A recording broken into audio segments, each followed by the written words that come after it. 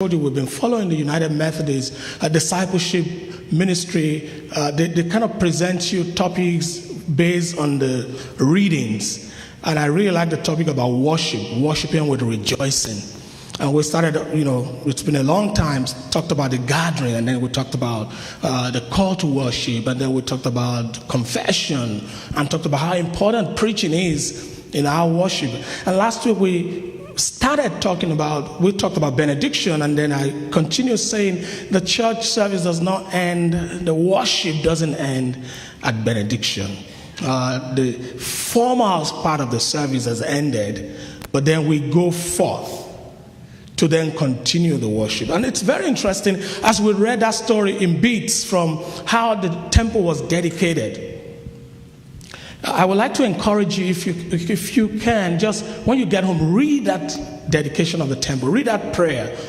The words that were coming from Solomon about how important, the dwelling place of God, the temple, as they brought the Ark of Covenant. And we read that the glory of God came down to the temple, so much so that the priest and those who were serving were kind of suspended. Everybody was kicked out. It was like God saying, okay, I want to relax in my tabernacle. I want to enjoy my dwelling place. And the words of the prayer are very powerful. And when you look at the prayer of Solomon, you see that, God cannot be contained in a place. God's sphere and authority and influence is far beyond what human hands can make. So when we come to a place like this and we worship, and God visits us and inspires us and anoints us, we are supposed to then leave and go out there. So for Solomon, in spite of the fact that God has a dwelling place, he says the whole world is his tabernacle. He lives in the neighborhood, so to speak. And so it is important that as we live here, talking about benediction and receiving the blessing, it is important to ask the question again, worship continues when I leave that door. Worship continues as I go out there and live the life that Christ expects me to live. Actually, the whole of worship is just much more than a 1-hour worship service. And I know that, as Christians, we pay attention, we gather everything together, make the microphones work well, let the singing be done well, let everything be fancy, and that's great. But it doesn't end here. Real worship continues as we go into the neighborhood. I was speaking with someone, I think earlier this week, and I was talking about some of the things that our heritage has already presented us. We don't have a choice to be involved in our community. I always say that every time when I see many people in the community from our church doing one thing or the other, it's in our DNA as God's people, as Methodists, to say we have to be out there in the community because God is there. We see that in John, for example, John chapter 1 in verse 14, it says, and the word became flesh. I always like the Message version, and the word tabernacle, it moved into the neighborhood. God likes to come into the sphere, into the space of humanity. And our duty, when we leave this place and we say the benediction, you are sent forth to go out. You remember in our tradition, the acolyte brings the light and takes the light out. That's why the light is on, the light of Christ, leading God's people out there to then go begin worship as we do ministry in different places. And we talked about how the glory of God came down. And when we begin to do those ministry out there and do those worship, God begins to tabernacle in the lives of people in little spaces that we create for him.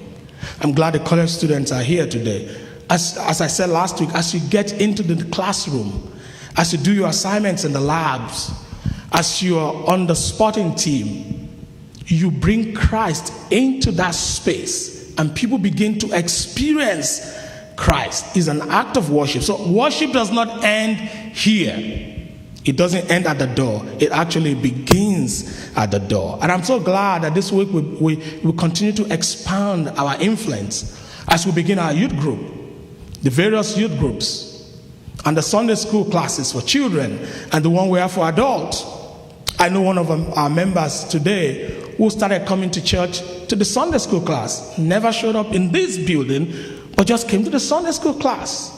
And the people embraced her and they showed God's love to her. And and she's a member today, not by coming directly into this building, but something else that we're doing outside there in the space. So sometimes we don't know how God draws people to himself. He uses different means, and sometimes they may never even come into this building. They may go to some other building somewhere, but we have shown them the love and the light of Christ. We had a wonderful time. Was it on Thursday? 4 men playing our ping pong. But it looks like a spiritual renewal for me, because before we started our play, we sat down and did a little devotional, and then we prayed, and then we played, and then we played again, and then when we were done, we prayed again. We prayed for our community. And it was so refreshing, and I said, this is what we mean when we say taking the presence of God to the various places that we go. So it's possible that when you go on to your golf course, it can become a place where you bring God's presence. Now you don't necessarily have to pray and read a devotional, but there is a way you live your life, even in the courts there, on the field there, that shows that this belongs to God, and you can minister grace to people. So what is my challenge to us today is that as the people of God, we don't force worship on anyone. We don't compel people. But we live our life and worship in such a way that there is a draw to us. There is an attraction, an invitation, a fresh expression of grace and glory in living such a worship-filled or worship-led life. Worship flows from us. And so when we're sent forth, continue to be a people of worship. Let me quickly address one thing that I've had people say many times. If I go into the rough world, if I go into the corrupt world, am I sure that I'm not going to be polluted by the things happening there, and my Christianity will be gone, and I will no longer be a good child of God? I've had people say that. So I like to keep my space and just stay alone. I don't want these people corrupting me. Maybe I'm too holy. I don't want them to bring sin into my life. But I think that God intends for us, like we said last week, to be light in the midst of darkness, to be salt in the midst of sourness. But I was reflecting on that, and I thought about the story of Jesus, the story of a woman who had the issue of blood. And the woman for 12 years had gone to different places, and nobody could cure her. And suddenly she said to herself, if I can touch the hem of his garment, I know I will be clean. Let me quickly say here, remember the Old Testament rule? If a man who is holy comes in contact with a woman who is bleeding, he becomes defiled. The man becomes defiled. The holy man becomes defiled. Part of when you read the story of the Samaritan, the man who is wounded, and the priest went the other side because he doesn't want anything dirty or blood or unholy to touch him. But we saw in the life of Jesus that instead of this woman defiling Jesus, what happened? Actually, the power from Jesus converted and healed her. So rather than being afraid of being defiled by this world, we are supposed to move into the neighborhood, into our spaces, various places that God is sending us. Not being afraid of anybody coming to bring death on us, but going with the assurance and courage and confidence that the life and the light and the Spirit of God in us can transform their lives. They will not draw us to themselves.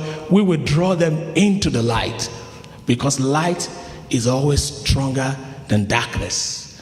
And I want to encourage you today. This season is time to be courageous. It's time to move into the neighborhood as we are being sent forth this year.